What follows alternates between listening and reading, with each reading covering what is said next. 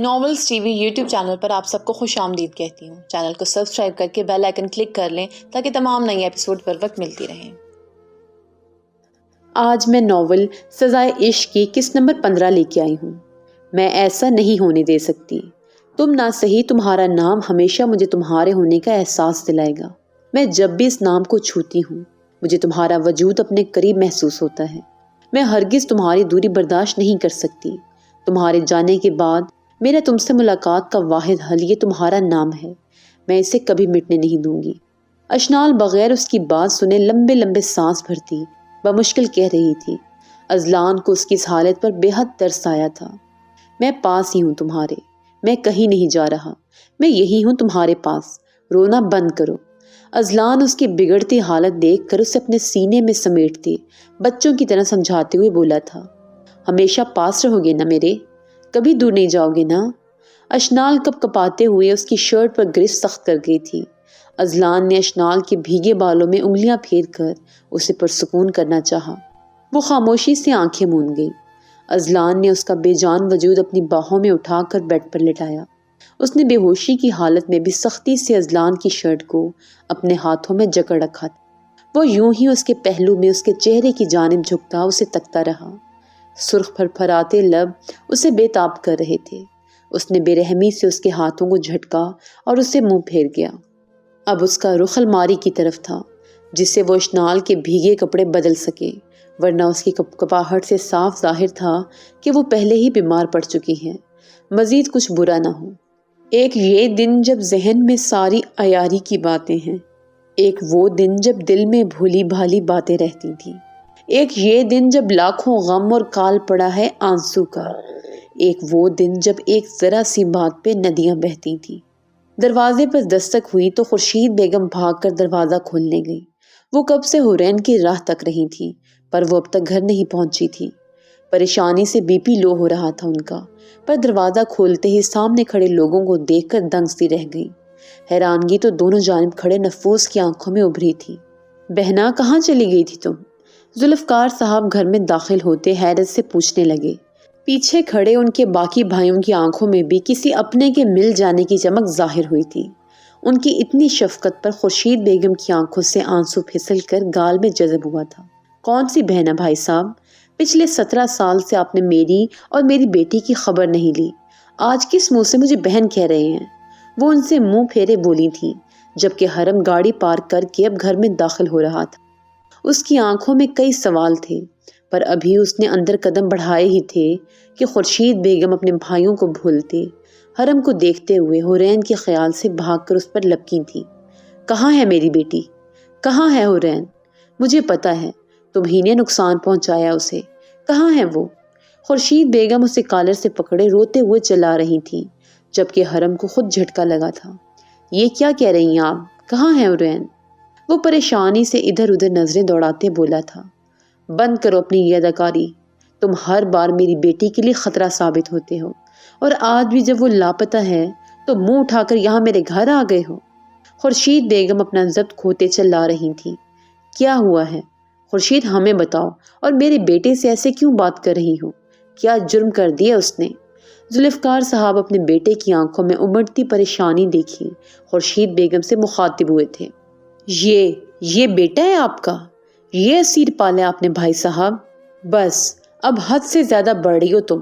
خورشید بیگم کا اشارہ حرم کی طرف تھا جب ذوالفقار صاحب کی دھاڑ پر سب سہم گئے تھے۔ اس سے پوچھیں کہاں ہے میری بیٹی؟ ایک بار پہلے بھی یہ میرے حورین کو موت کے منہ میں دھکیل چکا ہے، میں دوبارہ سب برداشت نہیں کر سکتی۔ خورشید بیگم روتے ہوئے پھولتی سانس میں چیخی تھی۔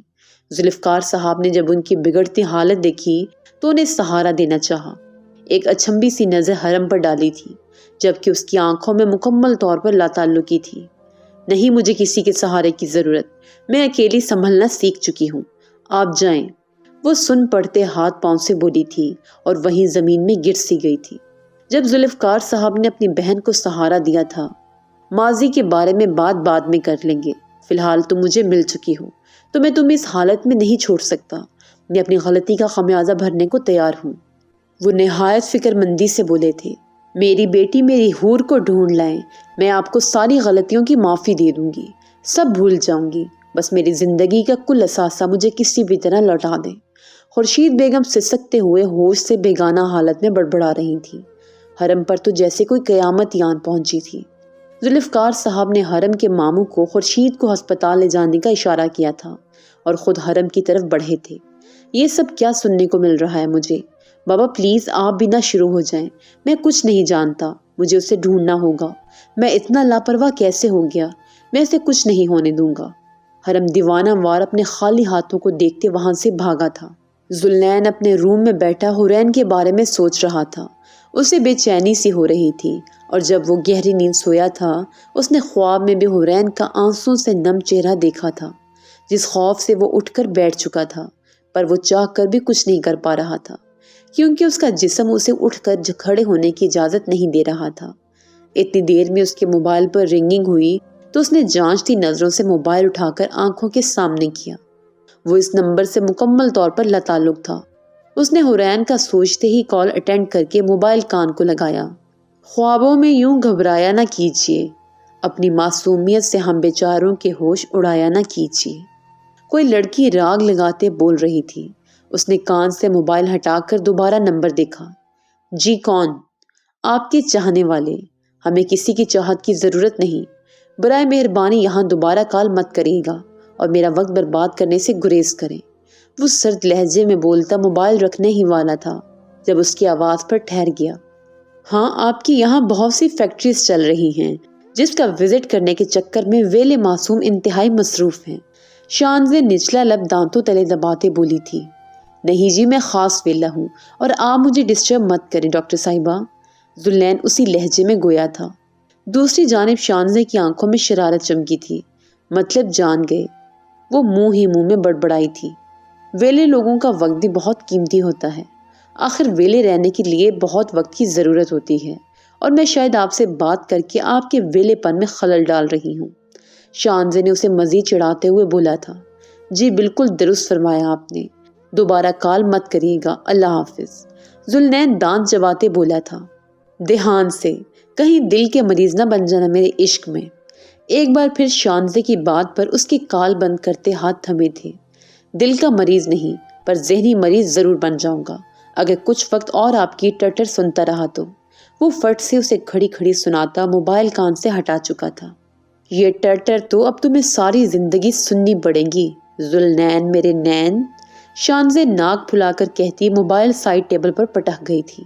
اشنال اپنے چہرے پر نرم گرم سی سانسیں محسوس کرتی نیند سے جاگی تھی اور جھٹکے سے اپنے چہرے پر جھکے وجود کو خود سے دور دھکیلا۔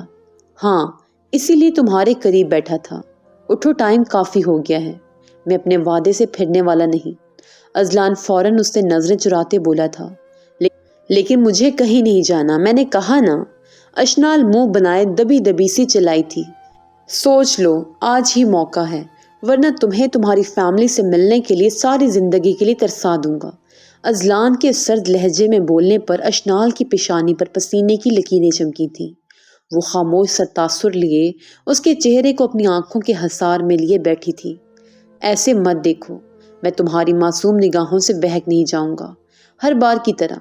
اذلان نے اپنے چہرے پر جب اس کی نگاہوں کی تپش محسوس کی تو نہ چاہتے ہوئے بھی بول پڑا، میں یا تمہاری فیملی؟ کافی دیر خاموشی کے بعد جب وہ بولا تو آواز کافی مدھم تھی۔ اشنال کے حلق میں جان اٹکی تھی۔ اگر میں تمہیں چنوں تو؟ اشنال اس کے چہرے پر کچھ کوشتے ہوئے بڑبڑائی تھی۔ اگر مجھے چنو گی تو میں صرف میرا نام رہے گا تمہارے نام کے ساتھ، میں ہرگز نہیں رہنے والا، اور اگر فیملی چنو گی تب بھی صرف میرا نام ہی تمہارے نام کے ساتھ جڑا رہے گا، لیکن میں نہیں۔ ہاں، اس سب میں ایک فرق ہے، اگر فیملی کو چنتی ہو تو میرے نام کے ساتھ ساتھ تمہیں فیملی بھی مل جائے گی۔ تمہاری پرانی زندگی جو میری وجہ سے کھو گئی تھی۔ وہ پرسکون سا ایک ایک لفظ میں ٹھہراؤ لاتے بتا رہا تھا۔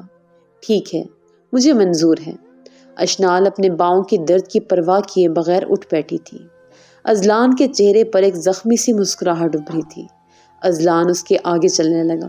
وہ اپنے پاؤں کے درد پر قابو پانے کے لیے نچلا لب دانتوں تلے دبائے چل رہی تھی، جو پوری طرح سے کچل چکا تھا اور خون کا ذائقہ منہ میں پھیلتا جا رہا تھا۔ گاڑی میں بیٹھنے کے بعد اس نے ایک لمبا سانس خارج کیا تھا۔ ازلان نے ایک سرد نگاہ اس پر ڈالی تھی جہاں کوئی محبت کے آثار دکھائی نہیں دیتے تھے۔ اشنال کے دل میں درد کی ایک لہر دوڑی تھی۔ سارے راستے وہ خاموشی سے باہر بھاگتے منظر کو دیکھتی رہی۔ کچھ دیر بعد گاڑی ایک جھٹکے سے رکی تو اس نے سامنے اپنے گھر کو دیکھا۔ وہ ازلان کے کہنے سے پہلے گاڑی سے اتر گئی اور بغیر اسے دیکھے گھر میں قدم بڑھانے لگی۔ ازلان کو اس کی اتنی دلیری پر رشک آیا تھا۔ وہ جلدی سے گاڑی سے باہر نکلا تھا۔ جا رہی ہوں؟ وہ اس کے پیچھے کھڑا صدا لگاتے بولا تھا۔ اشنال کے قدم رکے تھے۔ اسے لگا وہ اسے روک لے گا۔ وہ جھٹ سے پیچھے مڑی تھی۔ ازلان نے اس کی آنکھوں میں امید کی کرن دیکھی تو فوراً نظریں جھکا گیا۔ میں جانے والے کو روکا نہیں کرتا اور تم نے یہ فیصلہ خود کیا ہے تو مجھ سے کسی قسم کی امید ہرگز مت رکھنا۔ وہ ایک ایک لفظ چبا کر ادا کرتا اس کے چہرے کے بدلتے تاثرات دیکھ رہا تھا۔ جا رہی ہوں اور تمہارے سوال کا جواب دینے کے لیے پیچھے مڑی تھی، ورنہ مجھے کوئی غرض نہیں۔ وہ دو ٹوک لہجے میں بولتی خود پر ضبط کر رہی تھی جبکہ وہ کمزور پڑ چکی تھی۔ اس کی آنکھوں میں چمکتی نمی ازلان کا دل بے قرار کر رہی تھی۔ آج سے تم آزاد ہو۔ میں نے تمہیں اپنی قید سے رہا کیا۔ وہ کچھ کہہ نہیں پائی، بس بت بنے وہیں کھڑی رہی۔ ازلان اس سے منہ پھیر گیا۔ اشنال کے دل میں ایک ٹیس سی اٹھی۔ اشنال کو اپنی گردن پر چبھن سی محسوس ہوئی۔ میں مر جاؤں گی، وہ سسکتے ہوئے بمشکل سانس لیتے ہوئے بولی تھی۔ تمہیں کچھ نہیں ہوگا، تم خوش رہو گی، وہ پتھرائی آواز میں بولا تھا۔ تم اس دنیا کے سب سے بے حس انسان ہو، میں کبھی بھی معاف نہیں کروں گی تمہیں۔ اشنال نے خود پر ضبط کرتے کہا تھا۔ میں معافی کے لائق بھی نہیں ہوں۔ ازلان نے ایک سائڈ سے اسے دیکھتے طنزیہ لہجے میں کہا تھا۔ تا عمر نفرت رہے گی مجھے تم سے۔ نفرت مت کرنا، محبت کر کے پہلے ہی پچھتا رہی ہو۔ نفرت میں مبتلا ہو گئی تو مجھے بھول پانا ناممکن ہو جائے گا تمہارے لیے۔ ازلان نے قرب سے آنکھیں بند کرتے کہا تھا۔ میں تمہیں بھولنا ہی تو نہیں چاہتی۔ آنکھوں سے آنسو نکلتے اس کے چہرے کو بھگو رہے تھے۔ ظالم بن گئی ہو میرے ساتھ رہ رہ کر۔ مجھ سے ایک ہی ادا سیکھی تم نے، وہ بھی اتنی خطرناک۔ ازلان یوں ہی اس کی طرف پشت کیے کہکا لگاتے بڑبڑایا تھا۔ تمہیں کیا کبھی مجھ سے ایک پل کو بھی محبت نہیں ہوئی؟ اشنال نے نہ چاہتے ہوئے بھی یہ سوال پوچھ ہی لیا تھا، جبکہ اس کے دل کو کسی نے مٹھی میں لیا تھا۔ اس کی بات سنتے فوراً ازلان نے اس کی جانب رخ پھیرا تھا۔ تم میرے آنسو کی وجہ ہو۔ تم بلیک سٹون کو موم بنانے کا ہنر رکھتی ہو۔ کوئی عام انسان تو کسی پر اتنے گہرے اثرات نہیں رکھتا جانم۔ ازلان اس کے دونوں بازوں پر اپنے ہاتھوں کا دباؤ ڈالتے سائڈ سمائل پاس کرتے بولا تھا اور جھٹکے سے اس کی پیشانی پر نرمی سے لب رکھتے اس سے رخ پھیر چکا تھا۔ ایک بار تمہارے دل کی دھڑکنیں سننا چاہتی ہوں میں جب سزائے موت سنائی جاتی ہے تو مجرم کی آخری خواہش کے بارے میں پوچھا جاتا ہے، اور تم سے دوری سزائے موت سے کم تھوڑی ہے میرے لیے۔ میری آخری خواہش سمجھ کر مجھے اپنے سینے سے لگا لو۔ اشنال خود پر ضبط کھوتے سسکتے ہوئے کہہ رہی تھی، جبکہ اس کے جسم میں کپکپاہٹ پھر بڑھ چکی تھی۔ ازلان کو لگا وہ ایک قدم اور نہیں چل پائے گا۔ اس نے ایک لمبا سانس خارج کیا اور آنسوؤں کو گلے سے نیچے اتارا۔ وہ اس کے گلے کا پھندا بن رہے تھے، پر وہ انہیں بہا نہیں سکتا تھا۔ میری دنیا میں صرف میری خواہشات معنی رکھتی ہیں، اور میری خواہش یہ ہے کہ تم اپنی زندگی میں واپس لوٹ جاؤ اور مجھ سے رحم دلی کی امید چھوڑ دو۔ وہ اپنے پاؤں کو ٹھوکر مارتے بولا تھا۔ اشنال بھاگتی ہوئی اسے پیچھے سے اپنے حصار میں کر چکی تھی۔ اپنے فیصلے پر قائم رہو جانم، اور مجھ سے دوری اختیار کرو، یہی بہتر ہے تمہارے لیے۔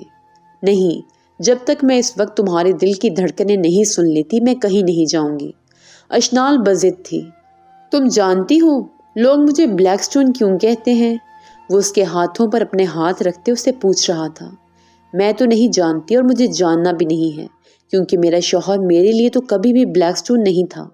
اشنال کو لگا وہ اسے دامن چھڑا رہا ہے، تو اس نے اپنے ہاتھوں پر دباؤ ڈال کر اسے مزید اپنے قریب کیا تھا۔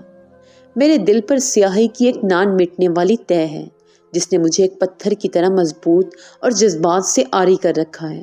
میں جس کی زندگی کا بھی حصہ بنتا ہوں اس کی زندگی میں میری وجہ سے سیاہی گل جاتی ہے۔ میں صرف ایک خوفناک برستی رات ہوں جس میں بادل کی گڑگڑاہٹ، بارش کے پانی کی تیز آواز اور بجلی کی چمک گہری نیند میں سوئے لوگوں کو خوف میں نیند سے بیدار کر دیتی ہے۔ میں ایک روشن سویرا نہیں ہوں، میرے ہونے سے کسی کی زندگی میں اجالا نہیں آ سکتا۔ میں اپنے سوا کسی کا نہیں سوچتا۔ میرا دل خود اپنے لیے بھی صرف ایک کنکر ہے۔ میں نے کبھی خود پر رحم نہیں کھایا، تم پر کیسے رحم کروں گا؟ وہ اپنا چہرہ تھوڑا سا پیچھے کو جھکائے اور اس کے ہاتھوں پر دباؤ سخت کرتے بتا رہا تھا، لیکن میرے لیے تو تم باعث سکون ہو۔ میں کبھی تمہاری قربت میں خوف سے نیند سے نہیں جاگی۔ میری زندگی میں کبھی تمہارے وجود سے سیاہی نہیں کھلی۔ تمہاری محبت نے تو مجھے اس دنیا کے حسین جذباتوں سے نوازا ہے۔ تم میرے لیے بہت خاص ہو۔ وہ بھی اسی کے لہجے میں بولتی اپنی بات مکمل کر چکی تھی اور اسے اپنے ہاتھوں سے آزاد کر چکی تھی۔ تمہارا مجھے پرکھنے کا نظریہ لوگوں سے مختلف ہے، پر میں تمہارے لیے بھی ویسا ہی سیاہ کنکر ہوں جیسا سب کے لیے ہوں، جیسا خود کے لیے ہوں۔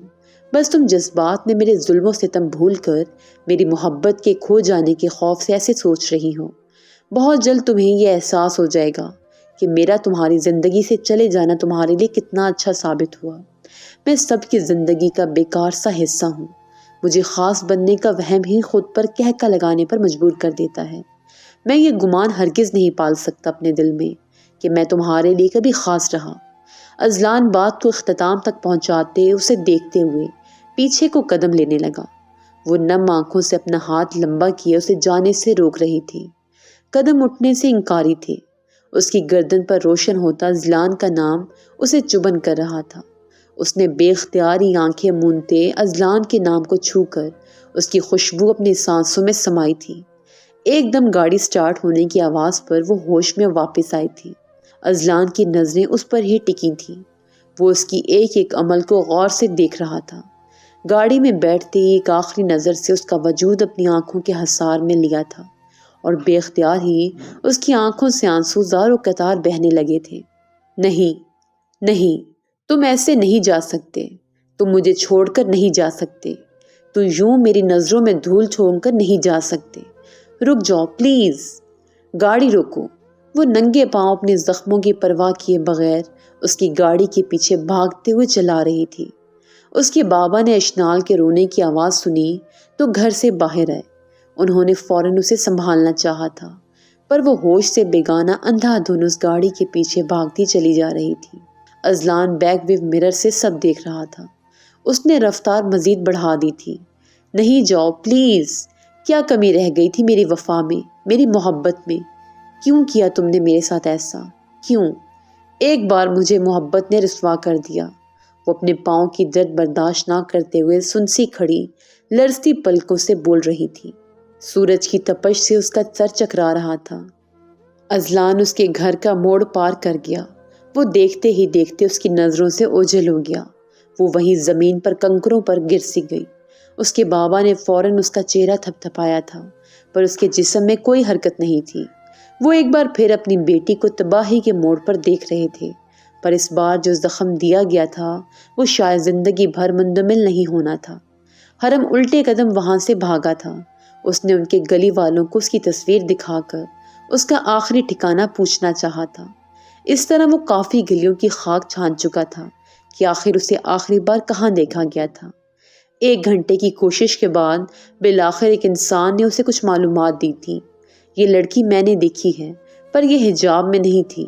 یہاں اس کا چہرہ چھپا سا لگ رہا ہے، پر یہ بغیر سر کو ڈھکے یہاں سے گزر رہی تھی۔ جب کچھ لوگوں نے اس کے سر پر کچھ مارتے اسے پکڑ کر ایک گاڑی میں ڈالا تھا، میں نے آگے بڑھنا چاہا تھا، پر میرے بھائی نے کہا ایسی بے پردہ لڑکیوں میں ایسی مصیبتیں آتی ہی ہیں، اسے خود ہینڈل کرنے دو۔ تو میں نے قدم پیچھے لے لیے اور دیوار کے پیچھے چھپ گیا۔ ایک کم عمر لڑکے نے اسے حالات سے واقف کیا تھا۔ وہ کوئی گری پڑی لڑکی نہیں تھی، عزت دار گھرانے سے تھی۔ پہلی بات تو یہ کہ اس کے بارے میں ایسے گھٹیا الفاظ بولنے سے پرہیز کرو۔ دوسرا، تم جیسے کم ظرفوں سے ڈر کر چھپنے کی ہی امید کی جا سکتی ہے، کسی کی مدد کی امید نہیں لگائی جا سکتی، اور الزام سارا دوسروں پر ڈال دیتے ہو۔ حرم تیش کے عالم میں اس لڑکے کو کالر سے پکڑتے دھاڑا تھا۔ اس کی دھاڑ پر اس لڑکے کے جسم میں لرزش پیدا ہوئی تھی۔ کہاں لے کر گئے اسے؟ کس طرف؟ شرافت سے بتا دے، ورنہ مجھ سے برا پہلے ہی کوئی نہیں تھا۔ حرم اس کے کالر پر دباؤ ڈالتا جلے کٹے لہجے میں بولا تھا۔ وہ اس طرف۔ اس نے اپنا گلا تر کرتے کامتی ہوئی انگلی اٹھا کر روڈ کی مخالف سمت اشارہ کیا تھا۔ حرم نے اس کی بات سنتے فوراً ہی اسے کالر سے جھٹکا تھا۔